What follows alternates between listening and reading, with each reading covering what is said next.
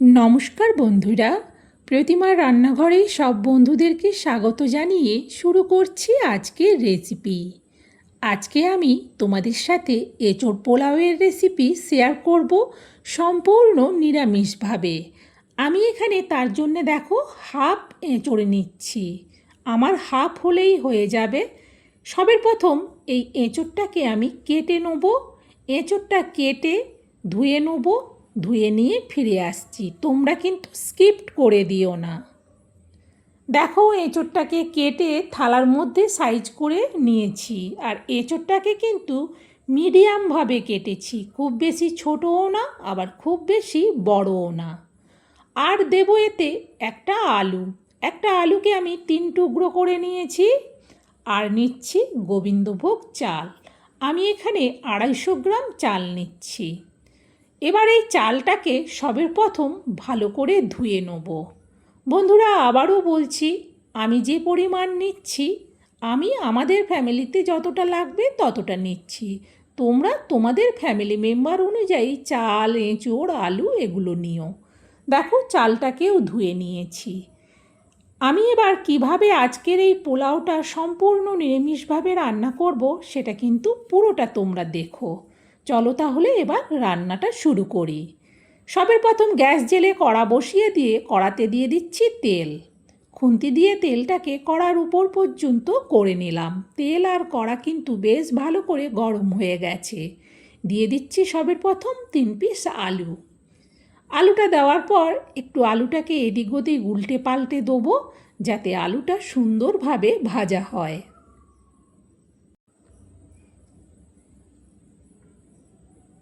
একটা সাইড হয়ে যাবার পর আলুটা উল্টে দিয়ে দিচ্ছি অল্প হলুদ। হলুদ দেওয়ার পর আবারও আলুটাকে একটু এদিক ওদিক উল্টে পাল্টে দেবো। এরপর এতে দিয়ে দিচ্ছি এঁচোড়। এই আলুর সাথেই এঁচোড়টাকে ভেজে নেব।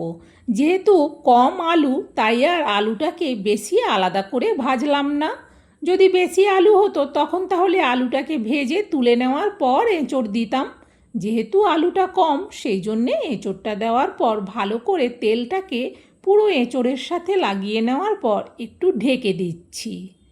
গ্যাসটাকে কমিয়ে দিলাম। প্রায় মিনিট 2 মতো বাদে ঢাকনাটা সরালাম। আবারও খুন্তি দিয়ে ভালো করে নিচ থেকে উপর পর্যন্ত এঁচোড়টাকে একটু উল্টে পাল্টে নাড়াতে থাকবো। আবারও নাড়ানোর পর এটা আরেকটু ঢেকে দিচ্ছি। মিনিট 2 বাদেই আবারও কড়ার থেকে ঢাকনাটা সরালাম। আগে খুন্তি দিয়ে ভালো করে এঁচোড় আর আলুটাকে একটু উল্টে পাল্টে নাড়াচাড়া করে দিলাম। এঁচোড় আর আলুটা কিন্তু সুন্দর ভাজা হয়ে গেছে। একটা জায়গার মধ্যে এঁচোড় আলুটাকে তুলে নিচ্ছি। কড়াতে আর তেল ছিল না, সেই জন্যে আগে একটু তেল দিয়ে দিলাম। দিয়ে দিচ্ছি অল্প কালো জিরে আর একটা তেজপাতাকে মাঝখান থেকে কেটে, আর দিয়ে দিচ্ছি কয়েকটা দারুচিনির টুকরো, ছোটো এলাচ কয়েকটা আর কয়েকটা লবঙ্গ।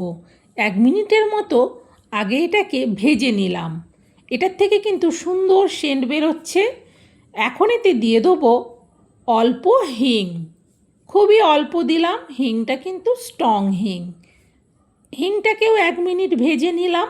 এখন দিয়ে দিচ্ছি আদা। এখানে 1 চামচের মাপে আমি পুরো কিন্তু ভর্তি হয়নি আদা দিলাম। এবার আদাটাকে 2 মিনিট ভেজে নিলাম। দিয়ে দিচ্ছি এবার পরিমাণ মতো হলুদ আর দিচ্ছি পরিমাণ মতো লঙ্কার গুঁড়ো। আবারও খুন্তি দিয়ে আদা, হলুদ, লঙ্কার গুঁড়োটাকে একটু ভালো করে ভেজে নিলাম। এইভাবে ভালো করে ভেজে নেওয়ার পর এখন এতে দিয়ে দেবো আমি টমেটো পেস্ট।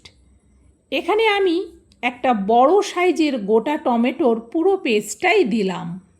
টমেটো পেস্টটা দিলে কিন্তু একটু জল জল ভাব হয়, সেই জন্যে যতক্ষণ না এই টমেটোর জলটা শুকোবে ততক্ষণ এটাকে কষিয়ে নেব। দেখো সুন্দরভাবে কিন্তু টমেটোর জল ছাড়তে শুরু করেছে। দিয়ে দিচ্ছি অল্প কাজু আর কিশমিশ। কাজু কিশমিশটা দেওয়ার পর আবারও একটুক্ষণ নাড়িয়ে নিলাম মশলাটাকে। এবার এতে দিয়ে দেবো চালটা যে ধুয়ে রেখেছিলাম পুরো চালটাই দিয়ে দিলাম। দেওয়ার পর 1 মিনিটের মতো চালটাকে মশলার সাথে একটু নাড়িয়ে নিলাম।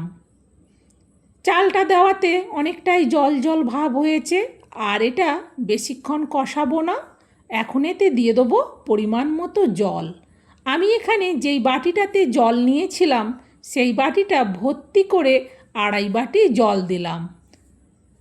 জলটা দেওয়ার পর ভালো করে খুন্তি দিয়ে নাড়িয়ে এটাকে এবার ফুটে ওঠার জন্যে একটু ঢেকে দিচ্ছি। গ্যাসটাকে বাড়িয়ে দিলাম। কিছুক্ষণ বাদেই ঢাকনাটা সরালাম, কারণ এটা বেশি ফুটে ওঠা পর্যন্ত ঢেকে রাখলে কড়াতে বাইরে পড়ে যেতে পারে। সেই জন্যে ঢাকনাটা খুলে একটু নাড়াতে থাকবো।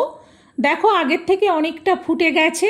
এখন এতে দিয়ে দেবো আলু আর এঁচোড়। সব আলু এঁচোড়টা দেওয়ার পর ভালো করে খুন্তি দিয়ে আলু আর এঁচোড়টাকে পুরোটার মধ্যে মিশিয়ে দিলাম। এইভাবে মিশিয়ে দেওয়ার পর এটা আবারও ঢেকে দেবো। গ্যাসটা কিন্তু বাড়ানোই থাকবে, তাহলে তাড়াতাড়ি এটা আবারও ফুটে উঠবে। মিনিট 2 বাদেই কিন্তু আমি আবারও ঢাকনাটা সরাচ্ছি। দেখো এটা ফুটে গেছে। খুন্তি দিয়ে ভালো করে নিচ থেকে উপর পর্যন্ত নাড়িয়ে আগে দেখে নিলাম। চাল কিন্তু এখনও সেদ্ধ হতে অনেকটাই বাকি আছে। এইভাবে দেখে নেওয়ার পর দিয়ে দিচ্ছি এতে পরিমাণ মতো লবণ,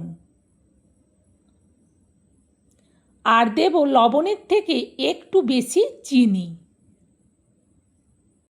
খুন্তি দিয়ে এবার ভালো করে লবণ আর চিনিটাকে পুরো চাল, আলু আর এঁচোড়ের সাথে মিশিয়ে নেব। ভালো করে মেশানো হয়ে গেলে এটাকে আবারও ঢেকে দেবো। এবার কিন্তু গ্যাসটাকে একেবারে লোতে করে দেবো। প্রায় মিনিট 3 বাদে আবারও আমি ঢাকনাটা সরাচ্ছি। দেখো জলটা কিন্তু পুরোই টেনে গেছে।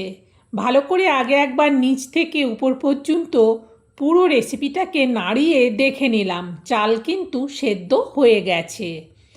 এবার এতে দিয়ে দেবো ঘি। আমি এখানে 4 চামচের মাপে 2.5 চামচের মতো ঘি দিলাম। ঘি দেওয়ার পর এটা ঢেকে দেবো আর গ্যাসটাকে অফ করে দেবো। একেবারে মিনিট 5 বাদে আবারও ঢাকনাটা সরালাম। দেখো পোলাওটা কিন্তু সুন্দর ঝরঝরে হয়েছে। আর এইভাবে বাটি মেপে চাল নেওয়ার পর বাটি মেপে জল দিলে আর কিন্তু জল কমও হবে না, বেশিও হবে না। আর এটা এখন বেশ গরম। এঁচোড় কিন্তু সুন্দরভাবে সেদ্ধ হয়ে গেছে। এখন এটা গ্যাসের ওপর থেকে আমি নামিয়ে নিচ্ছি। এই থালাটার মধ্যে তুলে নিচ্ছি আমি পরিবেশন করার জন্যে।